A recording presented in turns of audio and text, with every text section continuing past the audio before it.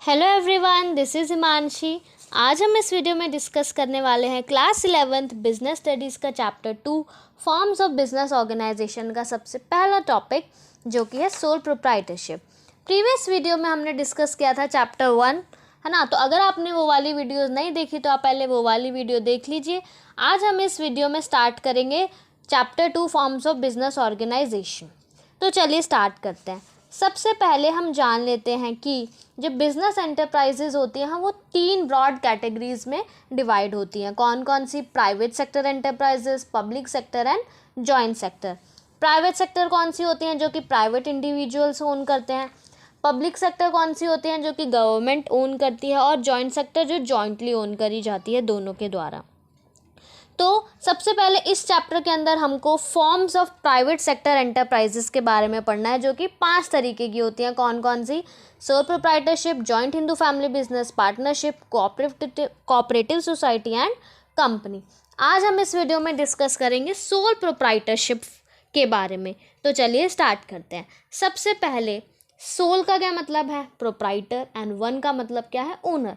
तो हमारे वर्ड से ही क्लियर हो गया, मतलब ऐसा बिजनेस जिसका ओनर एक है, वन ओनर, है ना। मतलब एक इंसान जो है वो बिजनेस को ऑपरेट करता है। मतलब कोई भी एक इंसान है जिसने अपना बिजनेस स्टार्ट किया, उसी को हम क्या बोल सकते हैं कि ये सोल प्रोप्राइटरशिप बिजनेस करता है।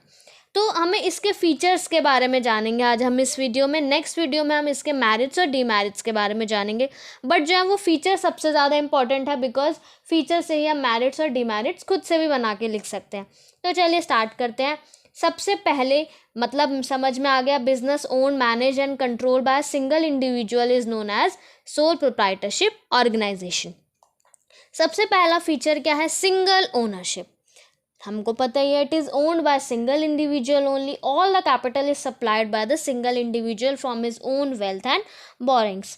तो सिंगल ओनरशिप है, एक ही ओनर है जो सारी कैपिटल वही सप्लाई करेगा अपनी वेल्थ से या अपनी बोरोइंग से, है ना। कैसे भी करके वो खुद एक इंसान अरेंज करेगा और अपना बिजनेस स्टार्ट करेगा। तो सिंगल ओनरशिप। नेक्स्ट पॉइंट है फॉर्मेशन एंड क्लोजर। ये इंपॉर्टेंट पॉइंट है। There are no legal formalities required to start and close sole proprietorship firm. अब सोल प्रोप्राइटरशिप फर्म जो होता है ना, सिंपलेस्ट फॉर्म है, बहुत एक इंसान अपना काम खोल सकता है। तो इसके लिए कोई लीगल फॉर्मेलिटीज़ नहीं है और ना ही कोई सेपरेट लॉ इस टाइप के बिजनेस को गवर्न करता है। हम आगे वीडियोस में पढ़ेंगे अपने की जो कंपनी है, कोऑपरेटिव सोसाइटीज़ हैं, उनको स्टार्ट करने के लिए ना बहुत सारी लीगल फॉर्मेलिटीज़ हमको कंप्लीट करनी पड़ती है। उसके बाद ही हम कोई कंपनी खोल सकते हैं या कोऑपरेटिव सोसाइटी खोल सकते हैं। तो बट जो ये सोल प्रोप्राइटरशिप बिजनेस है, इसके अंदर कोई फॉर्मेलिटी नहीं है, कुछ भी नहीं है, बहुत ईजी है, easy to form and close. Okay, ये पॉइंट क्लियर हो गया। नेक्स्ट पॉइंट है अनलिमिटेड लायबिलिटी। ये पॉइंट बहुत इंपॉर्टेंट है। अनलिमिटेड लायबिलिटी का क्या मतलब होता है? अनलिमिटेड लायबिलिटी का क्या मतलब होता है कि in sole proprietorship firm the proprietor is personally liable for all the debts of the business. कि जो प्रोप्राइटर है ऑब्वियसली वो खुद ही पर्सनली लाइबल होगा अपने डेट के लिए। एक ही इंसान है तो वो प्रॉफिट्स के लिए भी और लॉसेस के लिए, सबके लिए खुद ही रिस्पॉन्सिबल होगा। तो क्या होता है अनलिमिटेड लायबिलिटी का मतलब? ये टर्म हम आगे भी बहुत यूज़ करेंगे कि liability, limited liability, unlimited liability. Unlimited liability का मतलब होता है कि अगर बिजनेस को लॉस होता है तो and if the business assets are not sufficient to meet all business liabilities.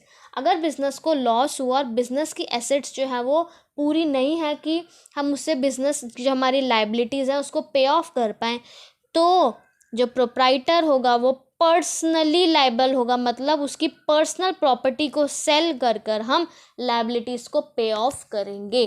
तो यही अनलिमिटेड लायबिलिटी का मतलब होता है कि जो भी इंसान रिस्पॉन्सिबल है उसकी पर्सनल प्रॉपर्टी में से हम जो है वो पर्सनल प्रॉपर्टी क्लेम कर कर हम बिजनेस की लायबिलिटीज़ पे ऑफ करेंगे।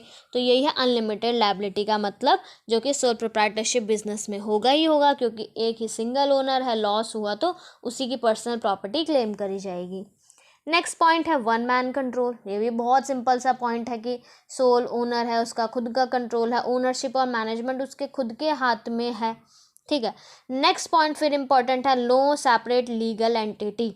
ये पॉइंट क्या बोलता है, इस पॉइंट का क्या मतलब है, ये पॉइंट भी बहुत आगे यूज होने वाला है, सेपरेट लीगल एंटिटी, है ना।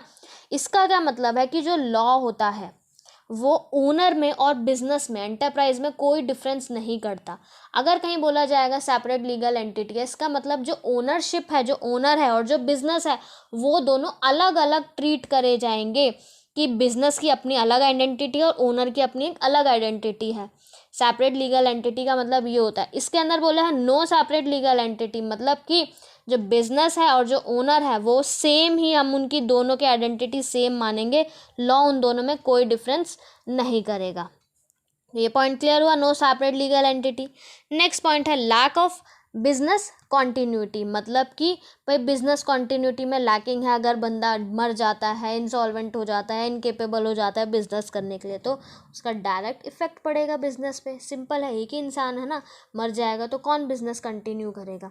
लास्ट पॉइंट है स्मॉल साइज़। अभी बताया स्मॉल स्केल पे ही ऑपरेट करा जाता है, सारे फंड्स जो है वो एक इंसान अरेंज करता है, सारा मैनेजमेंट कंट्रोल एक इंसान के हाथ में है, एक इंसान लिमिटेड फंड्स ही अरेंज कर सकता है ना। तो यह हो गया हमारा स्मॉल साइज़। तो आई होप आपको सोल प्रोप्राइटरशिप के फीचर्स क्लियर हुए होंगे। Thank you so much.